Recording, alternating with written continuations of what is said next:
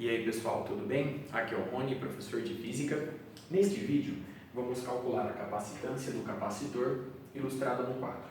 Observe a figura.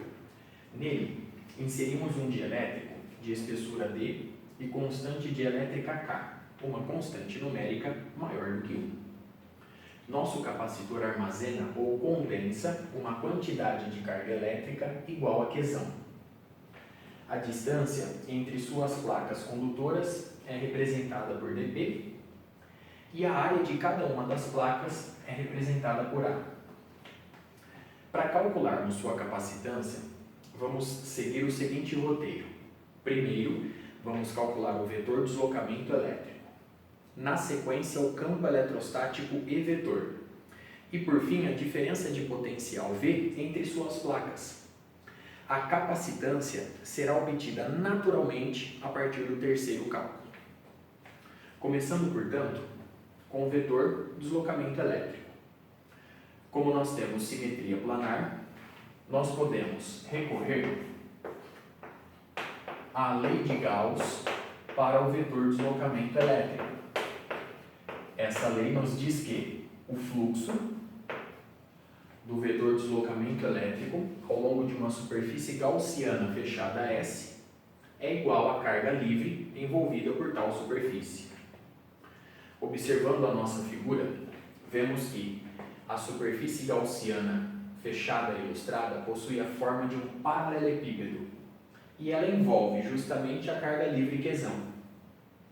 Aqui nós temos o versor da normal externa no ponto considerado. Muito bem.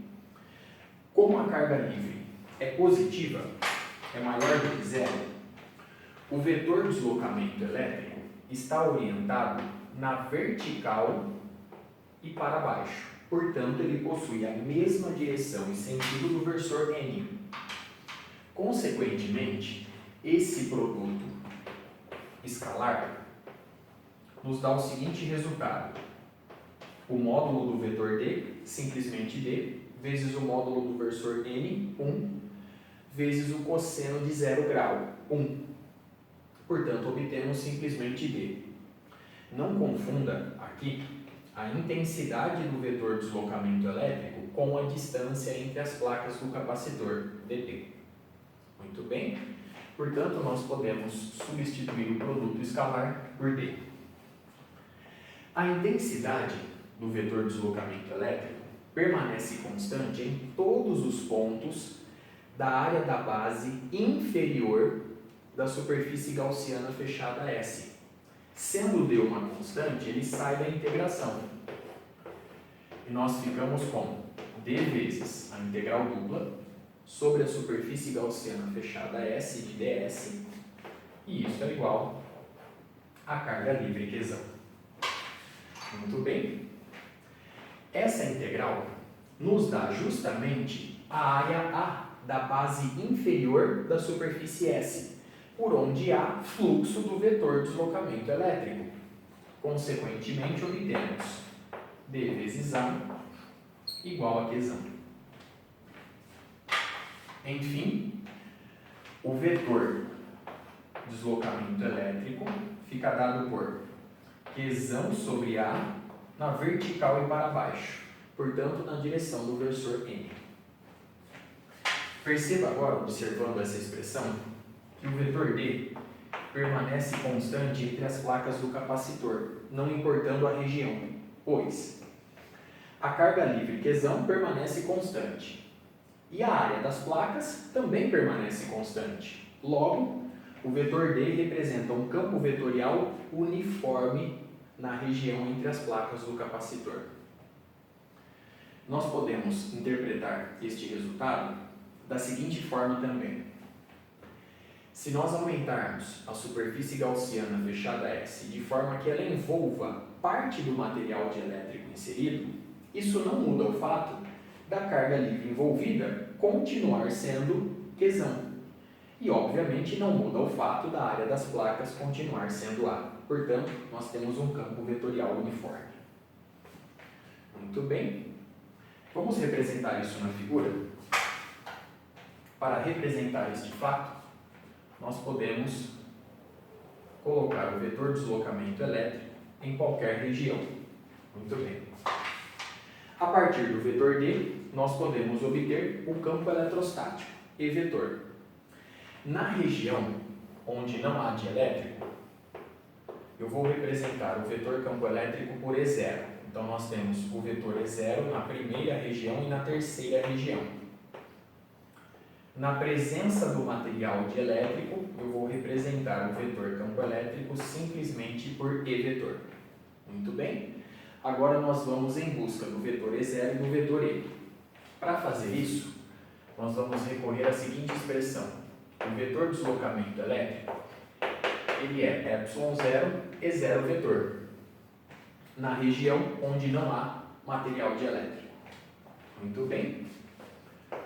Consequentemente, o campo eletrostático uniforme E0 vetor fica dado por Qzão sobre A. ε0 também aparece no denominador, na vertical e para baixo. Muito bem. Perceba que o vetor E0 é uniforme nessa região e nessa região. Muito bem. Na região onde há um material dielétrico, nós podemos escrever o vetor D é igual a K, ε0, E vetor. Muito bem. Consequentemente, o campo eletrostático E vetor na presença do material dielétrico fica dado por Qzão sobre a área A, e eu passo dividindo também K, ε0, na vertical e para baixo, portanto, na direção do versor N. Observe mais uma vez os resultados obtidos. A partir de agora, nós vamos calcular a diferença de potencial V. Vamos representar aqui. Nós vamos calcular a diferença de potencial V entre as placas do capacitor. No vídeo 84, nós vimos que a diferença de potencial V, dada por V mais menos V menos, é igual ao negativo da integral de linha da placa negativa para a placa positiva, do produto escalar do vetor E pelo vetor dl. E lá no vídeo 84, nós vimos que essa integral de linha nos dá simplesmente E vezes D. A diferença de potencial V entre as placas do capacitor é igual ao produto da intensidade do campo eletrostático pela distância entre as placas. Aqui nós temos 3 regiões, portanto nós vamos aplicar esse produto 3 vezes. E com isso obtemos V é igual. Perceba que E0 atua na região entre as placas do capacitor cuja distância é dada por dP menos Dzinho. Portanto, eu simplifico o cálculo com essa análise.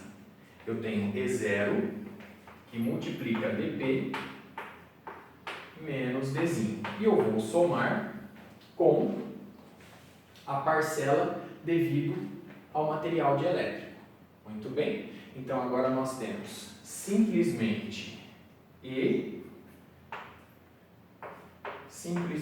E agora vezes D apenas. Muito bem? Vamos substituir a intensidade E0 e a intensidade E obtidas anteriormente. Bom, com isso, a diferença de potencial V fica dada por E0, sua intensidade apenas, Qzão sobre ε0A, que multiplica dP menos Dzinho, mais a intensidade do vetor E, Qzão sobre K, ε0A, vezes a distância Dzinho, simplesmente. Muito bem. A partir dessa igualdade, eu posso passar a carga Qzão dividindo. E com isso obtemos V sobre Qzão. Porém, a razão V sobre Qzão é igual ao inverso da capacitância do capacitor. Muito bem, e isso nos dá simplesmente dP menos Dzinho sobre ε0A somado com Dzinho sobre K ε0 vezes A. Com isso, o problema já fica resolvido, pois o inverso da capacitância do capacitor é dado por essa expressão. Muito bem, mas vamos interpretá-la um pouquinho melhor agora. Perceba o seguinte: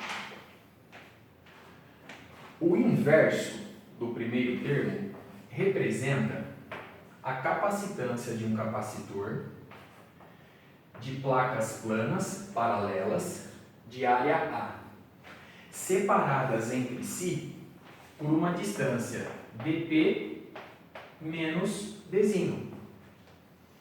O inverso da segunda fração representa a capacitância C2 de um capacitor de placas planas paralelas de área A, separadas entre si por uma distância Dzinho, cuja região foi preenchida por um material dielétrico de constante dielétrica K. Portanto, o inverso da capacitância do capacitor, enfim, fica dado por 1 sobre C igual a 1 sobre C1 mais 1 sobre C2. Logo,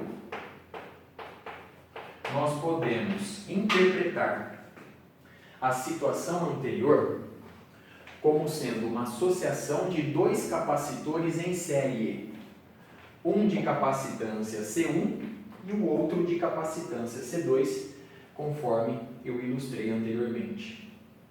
Muito bem? Com isso, eu encerro este vídeo. Até a próxima.